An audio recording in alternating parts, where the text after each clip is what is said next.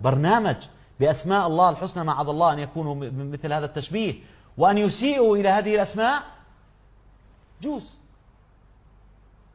كلكم بتحكوا هيك، بس لعلمكم على قنواتكم، على قنوات أبنائكم، في هذا البرنامج موجود ويعرض. وللأسف منتج أو يعني صاحب الفكرة في هذا البرنامج الذي شكر من قبل الرئيس باراك أوباما شخصيا هو عربي من الكويت. وبتشوفوا كمان شوي هذا الفيديو القصير، وبعديها رح ننتقل مباشرة إلى محور الحلقة ونتلقى الاتصالات عليها حتى يكون الحوار فيه تفاعلية أكثر. وبدي أذكر أنه المدارس الخاصة ومهرجان الألوان هم على بند هذا البرنامج.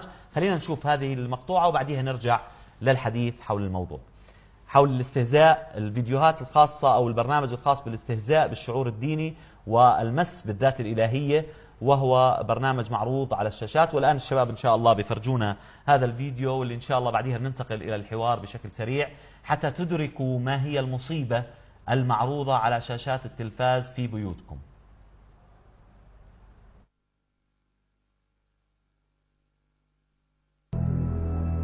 يقال إنه يمكن لظلام العالم أن ينجلي بنور قلب طاهر واحد.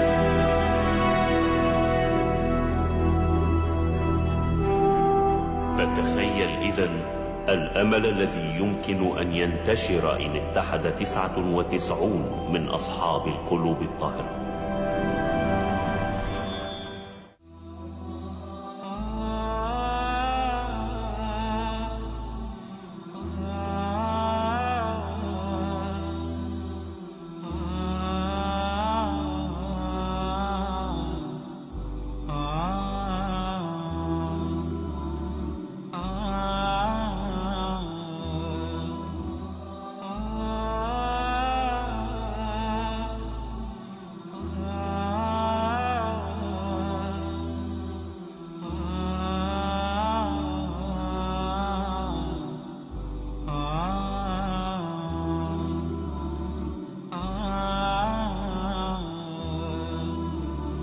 إننا نحاول حمايتك، ألا ترى ذلك؟ بلى، ولكن من ماذا؟ أعتذر منك يا جو، فأنا أنسى أحيانا أنه لم يتم الكشف عن تاريخ أحجار النور لحامليها بعد. أحجار النور؟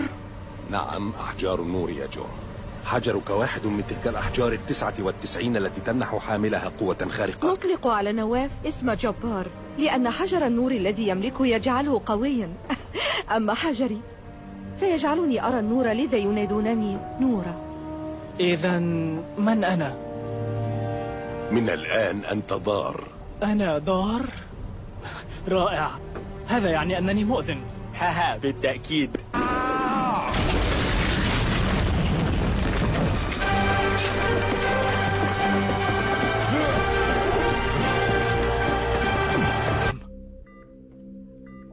تعلمين هذا، أليس كذلك؟ كنت متأكدة. حسنا، أنا أشعر بالغباء. وأنا أيضا. إن هذا ليس حجرك يا مجيبة. ضبط. لكن عليم، لماذا فعلت ذلك؟ لأنني كنت أعلم أن شيئا مثل هذا كان سيحدث. الجميع ينسى باستمرار أنني ناصر وعليم. كنت تعلم ولم تقل لنا شيئا على الإطلاق. كان الأمر يشبه شعورا، إلا أنك كنت تؤكد بنسبة 99.8 أن الأمور ستكون بخير. نعم، لقد كان شعورا قويا. ماذا تريدون؟ أنا مجرد طفل. بل أكثر من ذلك يا عليم، أنت من 99.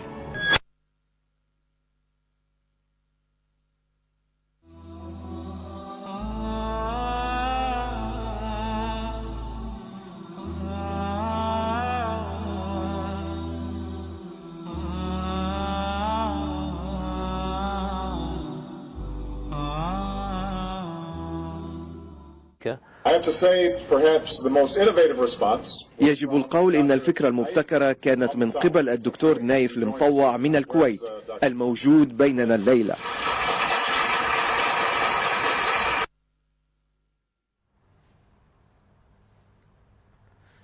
اقتنعتوا ولا بعدكم؟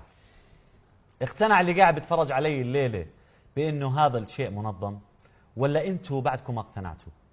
أنت بتقتنع أنه رئيس أكبر دولة في العالم باراك أوباما بيطلع عشان يمدح واحد مسوي لي فيلم كرتون للأطفال، لولا إنه هذا الفيلم فيه رسالة مسيئة إلنا ولتقاليدنا ولديننا، وفي تشبيهات مرقت على الشاشة. ويعني طبعا الله عز وجل أعلى وأجل من أن توضع أسماءه الحسنى ببرنامج إشي لإناث وإشي لذكور وإشي مكشف وإشي مش عارف شو، وإشي يشعر بالغباء وإشي يكذب. هذا كله مبرمج موجه لعقل ابنك، عشان ابنك يطلع. كمان شوي بنشوف شو راح يطلع عندما نصل مهرجان الألوان.